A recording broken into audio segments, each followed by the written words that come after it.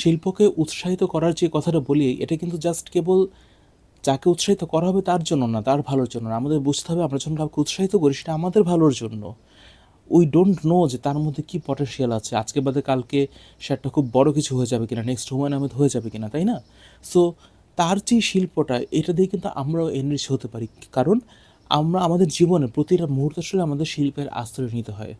যতবার আমরা প্রেমে পড়বো, যতবার আমরা আঘাত পাবো, যতবার নতুন কিছু খুঁজে পাবো, হারিয়ে ফেলবো, প্রাপ্তি অপ্রাপ্তি, প্রতিটা তীব্র আনন্দ বেদনায় আমাদের শিল্পের আশ্রয় নিতেই হবে।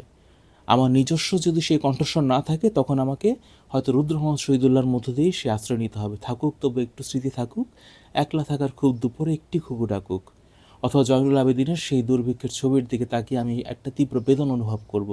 অথবা পিঙ্ক ফ্লয়েডের দ্য ওয়াল শুনে আমি একটা ডিফারেন্ট ইমোশনাল জার্নির মধ্য দিয়ে যাব। আমি যেহেতু নিজে তৈরি করতে পারছি না, এই শিল্পের মাধ্যমগুলো দিয়ে আমি আমার নিজের অনুভূতিকে চ্যানেল আউট করতে পারি। সো দ্যাট ইজ হোয়াই শিল্প আমাদের জীবনে প্রতিনিয়ত থাকবে, এবং যারা শিল্পী তাদেরকে আমি যদি নিজে করতে নাও পারি, তাদেরকে আমাদের উৎসাহিত করতে হবে, ভাই তুই তোর কাজটা ঠিক মতো কর, কারণ এর মধ্যে আমারও বেনিফিট আছে।